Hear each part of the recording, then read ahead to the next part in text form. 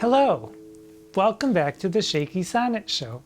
I am Tootight Lautrec, the drag laureate of the Sonnetarium, and here we are once again in the Sonnetarium at the bottom of the down staircase in the permanently sequestered remainder section of an unnamed local library which may or may not have two lions couchant on opposite sides of the steps, which I think will never be together again.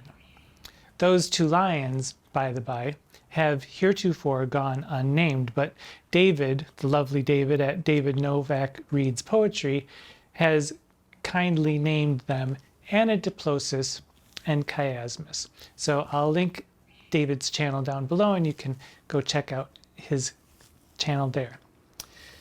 So we have come to Sonnets 151 and 152, where, alas, poor narrator, we knew him, gentle reader.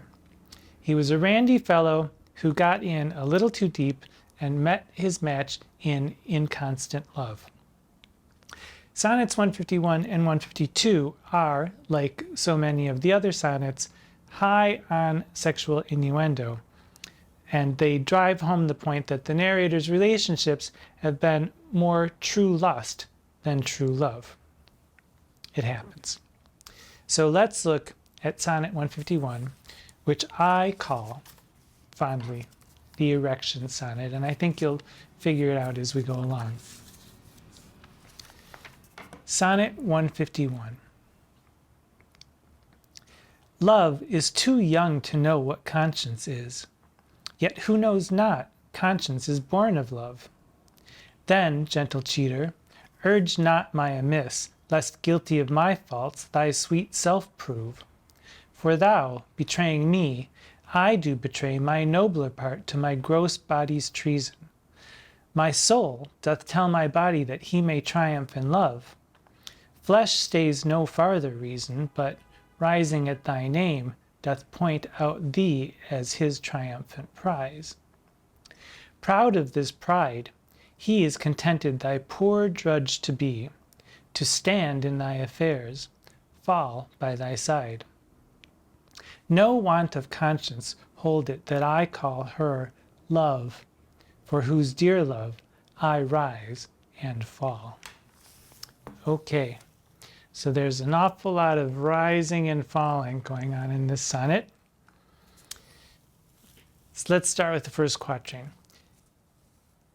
Love is too young to know what conscience is. Now, Catherine Duncan-Jones, who I don't know if I've shown her book before, but she's been a constant presence in my scholarly endeavors about these sonnets. But she observes that the repetition of the word conscience in lines 1, 2, and 13, quote, suggests a concealed pun on the prick of conscience and the prick which has no conscience, unquote. And Stephen Booth, dear dirty Stephen Booth, reiterates his contention that the word con, or con, alludes to the commonest name for the female sex organ. Figure it out. More literally, though, for this poem, conscience carries two senses. The moral conscience, or the idea of a moral sense or a scruple or compunction, and also the idea of knowledge. Guilt, for instance, after carnal knowledge, because it's born of love. Young love, it turns out, is too horny to feel guilty for being horny. So, oh, there goes my...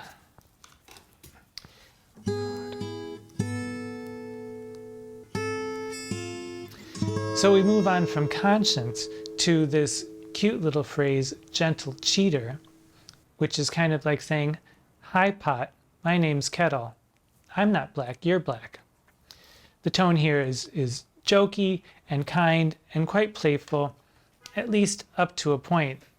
By the time we get to the second quatrain, we start hearing words like betray and treason, which puts kind of an edge on the playfulness, but it's still quite playful. And there's, again, this body versus soul theme going on, which P.S. the body wins. And we get this, my nobler parts, gross body's treason. Flesh stays no farther reason, but rising by thy name, doth point out thee as his triumphant prize. So you don't need a graphic necessarily to figure out what this is going on. And then the whole idea of proud of this pride, and pride, as we know, is when animals are in pride, they are ready for the rut. To summarize the third quatrain, penis, penis, penis, rising and falling as penises are wont to do. And then we get to the couplet. No want of conscience hold it that I call her love, for whose dear love I rise and fall. I don't feel guilty for calling the woman that I'm having sex with love, and because it's for her love that I rise and fall. And besides just tumescence and detumescence, there seems to be an implication of a realization that this relationship really is only sexual. There is no true love from which to fall away, which is quite sad. This, it appears, is their last hurrah in bed. And then we move on to Sonnet 152. Sonnet 152.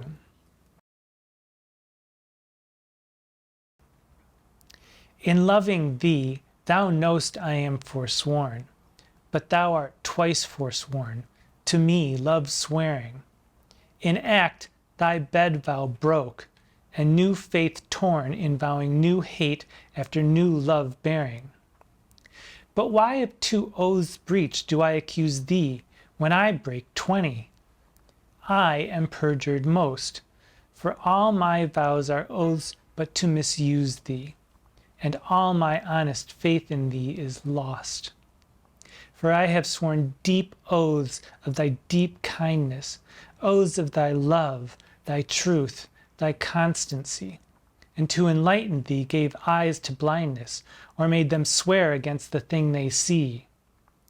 For I have sworn thee fair, more perjured I, to swear against the truth so foul a lie. Girl. The dam has burst. If you're interested, I have done a lip sync of this, of the late, great Natasha Richardson reading this poem, and she does it tremendously well. And this is the sonnet to end all sonnets, or the sonnet to end a sonnet series almost. The dam has burst, and my narrative mind fills the space between Sonnet 151 and 152 with the woman saying, look, this was fun, but you want more than I'm willing to give you. I just don't love you. The sex, the sex was good, but it's not love. And our poor poet narrator does not take it well. As we have seen, I am forsworn. I have lied, he says. Lines 3 and 4, in act thy bed vow broke, and new faith torn, in vowing new hate after new love bearing. Lines 3 and 4 seems to indicate that they both may have been involved with other people the entire time of their affair. But thy bed vow broke. Either she lied when she said that she loved our poet, or she lied to the other man when she was sleeping with the poet, or she lied to the poet when she started up with someone else. But also, thy bed vow broke. You will not see that in Petrarch. You will not see an allusion to someone who has been unfaithful in bed with someone else in Sidney's Astrophil and Stella. You will not see that in Samuel's Delia. This is new territory in sonneteering, and it's quite exciting and quite jarring also. But then we move on to the second quatrain. But why do I accuse you of breaking 2 oaths when I break 20? Whenever I've spoken about you, I've lied, he seems to be saying, and all my honest faith in you is lost. Ouch. He makes it sound like it's a confession that he has told lies about her and that he's going to confess some great sin. But what he's really saying is, here are the lies I told about you. I said you were kind. I said that you loved me. I said that you were faithful to me, that your love for me was constant. I said that you were pretty and fair. And all of that I lied about. Because even though I said all that, everybody could see, everybody and even I could see what you were. That the enlightened the I gave eyes to blindness, or made them swear against the thing that they see, which is just devastating. You know, she's just broken up with him, and he's just the pettiest, cruelest, snottiest things that he can think of to say, he's saying, and he knows that it's all over, and there's no hope for him, and so he's just letting it all out. The couplet: for I have sworn thee fair, more perjured I. And the I is E-Y-E, more perjured I. But of course it's also more perjured I, me, myself, and I. My eyes have lied to me, and I have lied to myself, and I have lied to you when I said that I loved you, even though we know that he really did love her. But he's saying that he didn't. More perjured I, to swear against the truth, so foul a lie. This, I'm a foul liar. I'm ashamed of myself. See conscience above in Sonnet 151. I'm a foul liar, and I'm ashamed of myself for having ever loved you. The end. Almost. 2 more sonnets to go. But this is excoriating. This is venomous venting, and it's the sign of someone who's completely lost control and understands that there is no point left in the relationship, because no matter what he says at this point, it's over. So, is there a gender expressed? Well, yes, there is. Fit 151, line 14. Call her love, back when they were still doing it.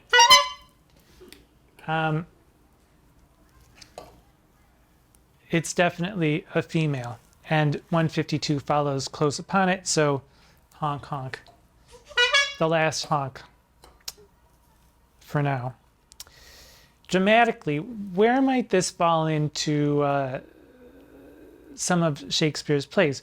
Well, 151, I could see maybe Romeo and Juliet in 151, where it's playful and they're exploring their love and they're having fun and they're kidding around with one another in private, and they know that it's wrong, but it feels so right. Or for maybe measure for measure, Claudio and Juliet. Claudio ends up being in prison for impregnating Juliet, and so there is this sense of forbidden love and doing things that one ought not to be doing, but enjoying it anyway. And then in 152, the idea of thy bed vow broke, that's Othello all over, but it's also somewhat the Merry Wives of Windsor, or the imputation of adultery is rampant throughout that play. Narratively, okay, I will do a full summary of the narrative that I've come up with for the full sonnet cycle next week, after we consider sonnets 153 and 154. For now, though, I do think that it's important to think about the role that sex plays in these sonnets, something other sonneteers of the time did not fully, honestly tackle in their sonnet cycles. Now, I don't know much about real on-the-street mores in Elizabethan times or ideas about sex outside of marriage, but there were laws against adultery, one of which says that if a woman was found guilty of adultery, she could be dunked under water multiple times until death. Kind of a severe punishment, I should say. But we also know that sex and adultery have been around for, I don't know, forever. So it's nice to see a poet dealing with it in this straightforward way. We also know that Shakespeare's wife was pregnant when they got married, and we know that Shakespeare's plays involve or allude to sex outside of marriage all over the place. As I said, Measure for Measure, Merry Wives of Windsor, Romeo and Juliet, all over the place. So, and historically, artistic and theatrical communities had a reputation for somewhat freewheeling promiscuity, so sex is integral to this sonnet cycle. Now, Sonnet 151 proves that sex appears to be the main attraction all throughout their relationship, the poet and the mistress. And Sonnet 152 is the breaking point. This couple seems to have had quite a lot of fun in bed, or at least the narrator seems to have had quite a lot of fun in bed. We haven't heard her side, so we don't really know.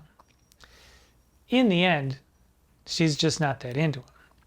And our narrator finally realizes it, and he realizes that their relationship is not just merely dead, it's really quite sincerely dead.